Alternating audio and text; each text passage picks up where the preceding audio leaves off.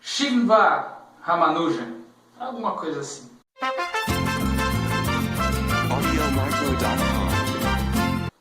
Arriba, muchachos! E hoje eu vou falar do filme O Homem que Viu o Infinito, está em cartaz aqui na cidade de Bauru, eu assisti na semana passada, e ele conta a vida, né, um filme biográfico sobre o matemático Srinath Ramanujan. Vamos chamar ele aqui de Ramanujan porque é um pouquinho difícil falar esse nome, né?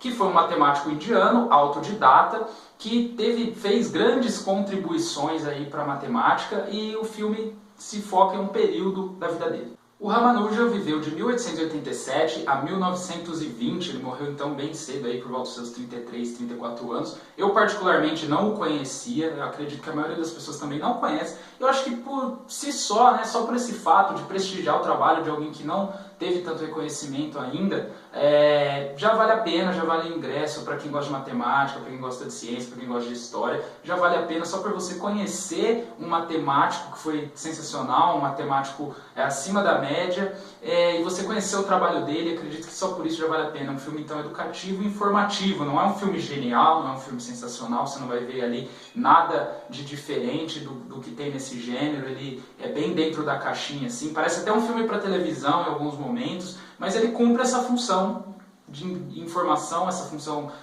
educativa que ele tem de falar, quero falar sobre esse cara, foi isso, isso e isso.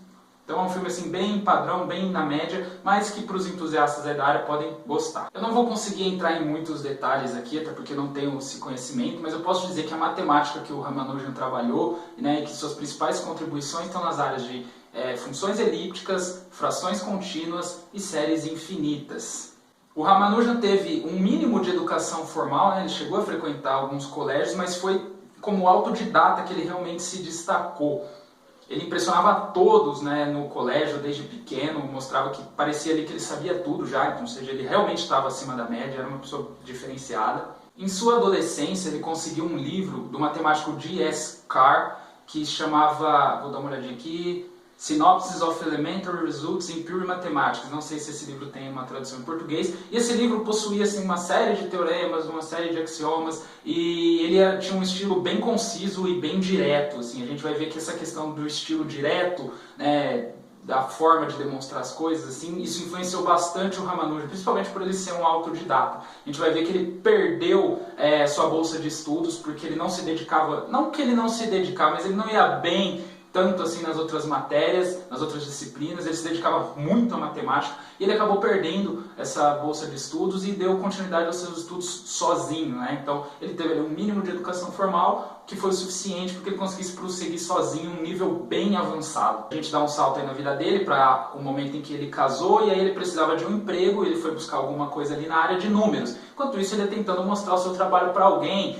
porque as pessoas não compreendiam muito bem, mas ele sabia a importância daquilo, ele queria publicar aquilo. É então onde ele consegue um emprego numa espécie de escritório de contabilidade, né, e uma das pessoas dali vê o que ele trabalha e fala assim, cara, você tem que mandar isso aqui para fora da Índia. Eles então mandam uma carta para Cambridge, né, para o professor Godfrey Henry Hardy, e ele se impressiona com aquilo, ainda mais por saber que foi feito por uma pessoa de origem simples, sem formação acadêmica, e ele já convida o Ramanujan para ir para Cambridge, né? E esse é o período que o filme se foca, né? Nessa jornada que o Ramanujan tem de deixar a Índia, deixar os seus costumes, deixar o seu casamento e ir trabalhar lá com o Hardy por 5 anos para conseguir publicar, né? Realizar esse sonho de publicar esse trabalho. O filme então mostra todas essas dificuldades, né, que o Ramanujan enfrentou quando ele chegou lá na Inglaterra, dificuldades culturais, dificuldades de alimentação, de vestimenta, ele teve que lidar com o conservadorismo ali da academia, né? Vamos lembrar que nessa época, eram as vésperas aí da Primeira Guerra Mundial, a Inglaterra colonizava a Índia, então os indianos ali eram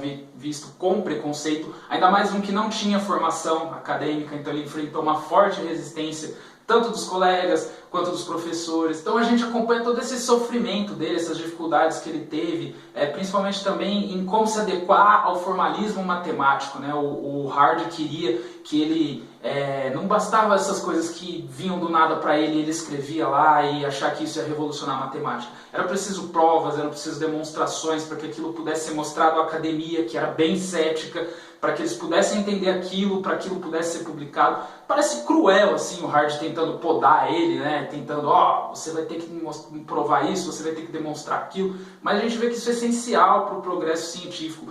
E é muito interessante essa diferença de visão entre o Hard e o Ramanujan, né? O Hard, que é interpretado pelo Jeremy Irons, né? É o novo Alfred aí do universo DC. Ele é bem assim pragmático, metódico, né? Um cavaleiro britânico, e ele é ateu também. E o Ramanujan é muito religioso, o Ramanujan é muito paixão, é muito coração. Para ele a matemática é quase uma coisa divina, né? O Ramanujan é interpretado pelo Dev Patel. Eu ouvi até um comentário das pessoas falando: nossa, não tem outro indiano para colocar no cinema, é sempre esse cara. Mas enfim, e é legal esse conflito entre os dois, né? Para um, a matemática era uma coisa sublime, que era a revelação dos deuses. Ele não entendia como ele chegava naquelas coisas, ele simplesmente chegava. E para o outro, a matemática era uma coisa extremamente racional e deveria haver demonstrações, deveriam haver provas, né? Então a gente vê como a cultura de onde os dois nasceram influenciou a visão que eles tinham de conhecimento, né? Enquanto para o Ramanujan, que lá na Índia as coisas são muito religiosas, muito fervorosas, e eles buscam na religião explicação para muitas coisas, então para ele a matemática era uma coisa divina. A gente vê como a cultura daquele lugar influenciou ele. Para o Hard já era uma coisa diferente, uma coisa racional, e isso é um dos pontos fortes do filme, além de explorar a amizade desses dois também. Sobre essas duas visões de matemática, eu vou citar aqui o matemático francês Poincaré, que foi também um filósofo da ciência, teve muitas contribuições na física, e ele faz um relato pessoal no livro dele, A Ciência e a Hipótese, e ele traz uns questionamentos que me lembraram um pouco de como era a matemática na cabeça do Ramanujan, né? Então eu vou ler um trechinho aqui do Poincaré. Estou deixando um artigo da Universidade de Lisboa que está discorrendo sobre esses trechos e falando um pouco sobre epistemologia da matemática, sobre investigação da matemática, esse tipo de coisa. Quais são os entes matemáticos a que atribuímos características de beleza e de elegância e que são suscetíveis de desencadear em nós um sentimento de emoção estética? São aqueles cujos elementos estão dispostos harmoniosamente, de forma que a mente possa, sem esforço, abraçar todo o conjunto, penetrando em todos os seus detalhes. Essa harmonia é simultaneamente uma satisfação para as nossas necessidades estéticas e um auxílio para a mente que sustenta e guia. E ao mesmo tempo, ao colocar perante os nossos olhos um conjunto bem ordenado, faz-nos pressentir uma lei matemática. Assim é essa sensibilidade estética especial que desempenha o papel do crivo. Olha que interessante, não parece que o Poincaré está falando sobre uma obra de artes, né? Sobre um quadro, ou sobre compor uma música. Ele fala de beleza estética. Então, por que ele começou a falar nisso, né? Ele traz um relato de uma experiência que ele mesmo teve e que levou ele a fazer esses questionamentos. Do próprio livro, né, do Poincaré, o relato dele foi o seguinte: havia já 15 dias que me esforçava por demonstrar que não podia existir nenhuma função análoga às que depois vinha chamar de funções fouchianas. Não sei se essa é realmente a pronúncia. Estava então na mais completa ignorância. Sentava-me todos os dias à minha mesa de trabalho e ali permanecia 1 ou 2 horas ensaiando um grande número de combinações e não chegava a nenhum resultado. Não. Não. Não. Não. Não. Uma tarde, contra meu costume, tomei um café preto e não conseguia adormecer. E as ideias surgiam em tropel. Sentia como me escapavam, até que 2 delas, por assim dizer, se encaixaram, formando uma combinação estável. De madrugada tinha estabelecido a existência de uma classe de funções fouchianas, as que derivam da série hipergeométrica. Não tive mais que redigir os resultados, o que apenas me levou algumas horas.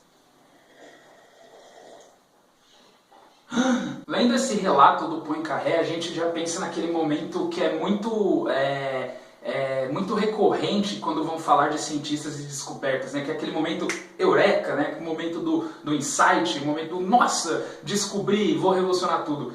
E assim, então é bem assim, né? Por mais que as ideias ali chave do que o Poincaré descobriu vieram no momento em que ele não esperava, a gente sabe que ele estava há dias imerso naquilo, que ele estava trabalhando há dias e dias e dias. O subconsciente dele ali, de alguma forma, continuou trabalhando e trouxe para ele em um momento que ele não esperava. Mas não significa que aquele conhecimento se condensou do nada e se formou do nada na cabeça dele.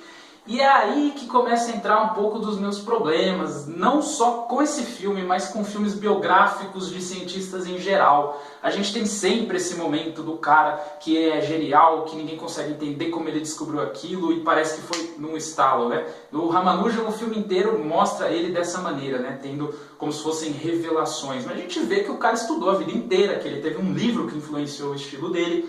Então não é uma coisa assim que vem do nada. E se a gente recorre a outros filmes, né? A gente teve uns anos atrás aí a Teoria de Tudo, o Jogo da Imitação, Uma Mente Brilhante. A gente tem sempre os mesmos elementos. Esses clichês acabam me deixando um pouco assim com o pé atrás. Porque o cientista é sempre aquele cara sofrido, né? É o cara da sofrência lá, da música do Paulo.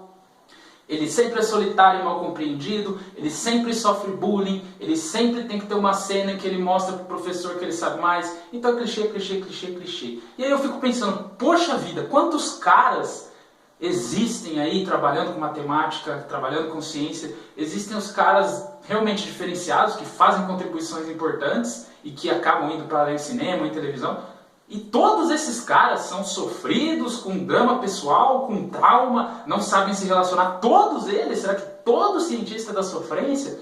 E isso me preocupa, porque isso pode criar uma apatia com quem está assistindo. Quem está vendo, vê aquele cara tão diferente, aquele cara malucão, aquele cara que tem umas ideias assim. Ele fala, cara, eu quero fazer matemática, mas eu nunca vou ser igual a esse cara. Eu quero fazer física, mas eu nunca vou ser igual a esse cara. Ou será que se eu for fazer, eu vou ser todo esse sofrimento, eu não vou conseguir me relacionar com ninguém? Então eu acho perigoso esse tipo de clichê, né? Então fica aí esse questionamento, né? Será que todo cientista é desse jeito? Estou deixando também um texto para vocês sobre isso, sobre a forma como o cinema mostra os cientistas. Espero que vocês então assistam O Homem que Viu o Infinito, espero que vocês comentem, gostem desse filme, diz aí o que você achou, dá um like nesse vídeo, arriba e até a próxima!